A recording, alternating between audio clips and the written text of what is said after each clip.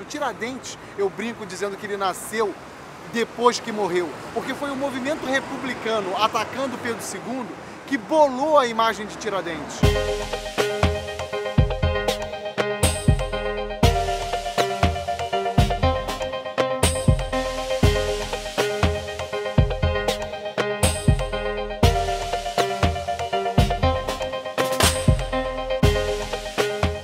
No dia 15 de novembro de 1889, aqui bem próximo da gente, acontece o golpe republicano que derruba o Império Brasileiro e vai instaurar aquilo que ficaria conhecido como a Primeira República.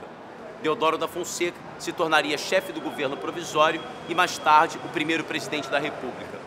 No momento em que essa república está sendo consolidada, os caras que comandam, os dirigentes republicanos, aqueles que estão por trás do movimento, os chamados republicanos históricos, Lopes Trovão, Quintino Bocaiúva, Rui Barbosa, todos esses caras percebem a necessidade de um mito. Quem vai ser o cara que representa não só a república que a gente está instaurando, mas principalmente vai trazer a ideia de que essa república já era querida, mesmo antes de hoje, 15 de novembro de 1889. E aí começa o trabalho de arquivo. E de repente eles descobrem que em 1789, um homem chamado Joaquim José da Silva Xavier, preso na cadeia velha, aqui no subterrâneo do local onde nós estamos, foi enforcado aqui próximo, porque queria um projeto republicano, a instauração de uma república, ainda que não fosse a república no Brasil, mas o movimento, a Inconfidência Mineira, Tiradentes, queria a instauração de uma república na região das Minas Gerais, que pegaria um pouco do Rio de Janeiro para ter o porto, e a sede, a capital, seria em São João del Rei. Um dos símbolos da conjuração mineira é o Tiradentes. E Tiradentes era alferes. Hoje, alferes seria um sargento do Exército Brasileiro. Então, o Tiradentes, ele era da elite mineradora? Não, o Tiradentes não era da elite mineradora. Só que esse movimento elitista mineiro, ele precisava trazer para o movimento as classes populares. E o Tiradentes tinha essa função no movimento. Ele seria a pessoa que daria capilaridade ao projeto dos Inconfidentes. Então o Tiradentes, ele é sim um ser peculiar dentro daquela estrutura toda. Tiradentes ele foi executado por alguns motivos que seriam bons esclarecer aqui. Quando você forma um herói na memória nacional, a própria história do movimento ela precisa contribuir para essa formação. O que eu quero dizer? Na Inconfidência Mineira, nós tivemos um homem apenas que foi executado, o Tiradentes. Esse homem ele foi executado por conta de uma traição de um delator, do tenente-coronel Joaquim Silvério dos Reis. Então a formação do herói ela fica muito clara, ou seja, um homem morreu pelo ideal, a república, o Tiradentes, motivado pela delação de um Judas, o Silvério dos Reis. A construção do herói, com a sua imagem de Jesus, Tiradentes, e do delator, o Judas, Joaquim Silvério dos Reis, se configura de uma forma mais clássica. Quando Tiradentes foi enforcado e esquartejado, ele foi enforcado e esquartejado porque ele deveria servir como exemplo aos revolucionários brasileiros, ou seja, a monarquia portuguesa usou o martírio de Tiradentes para evitar novas revoluções. Então não havia imagem de Tiradentes. Então o que fizeram os republicanos a partir de 1870? Construíram um ideário de república a partir de certos heróis. Dentre esses heróis se destaca Tiradentes.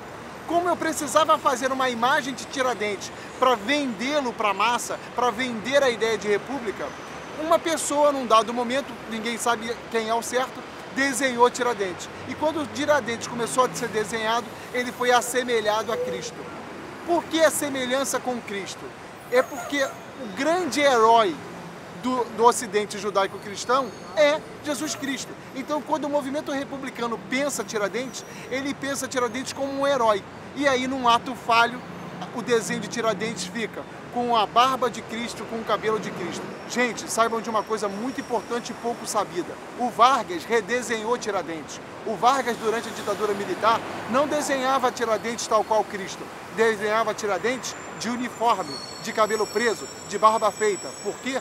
Porque a imagem do Tiradentes militar era mais afeita ao que o Vargas quer da República do que um Tiradentes Cristo. Nós estamos nas escadarias do Palácio Tiradentes, aqui no centro do Rio de Janeiro. Esse local é um local histórico, determinante da história legislativa brasileira. No período colonial, aqui funcionava uma espécie de Câmara Municipal e no subterrâneo dessa Câmara Municipal ficava a famosa Cadeia Velha. Foi nessa cadeia que Joaquim José da Silva Xavier, o Tiradentes, ficou preso até 1792, quando ele foi enforcado no dia 21 de abril. Nesse local funcionou também o Parlamento Brasileiro na época da República Velha e em 1937, quando Getúlio Vargas decreta o Estado Novo, que é um estado de exceção, esse prédio sediou o famoso DIP, o Departamento de Imprensa e Propaganda. Hoje, o Palácio Tiradentes é o local da ALERJ, da Assembleia Legislativa do Estado do Rio de Janeiro, portanto, uma região, um local, um prédio determinante da nossa história política.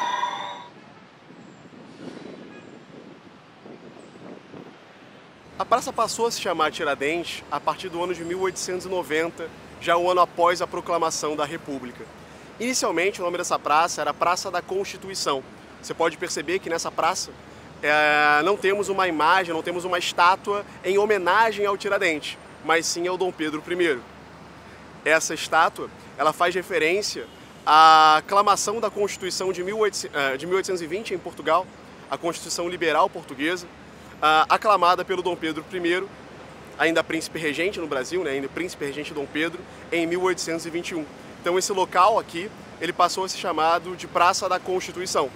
No momento do advento da República, era preciso romper com a memória heróica dessa monarquia, do qual o Dom Pedro I era o grande herói, e construir novos símbolos nacionais, como, por exemplo, o Tiradentes.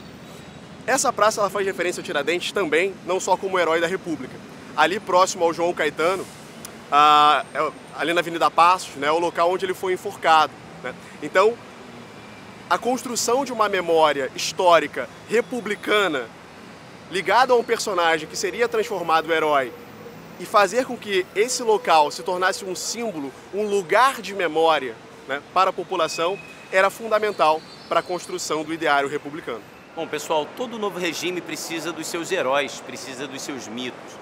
Os heróis, eles ratificam não só a necessidade do regime que se instaura, como também os heróis marcam a ideia de que esse regime já teria sido muito querido por parte do povo que agora experimenta esse regime. Então é tudo uma estratégia simbólica.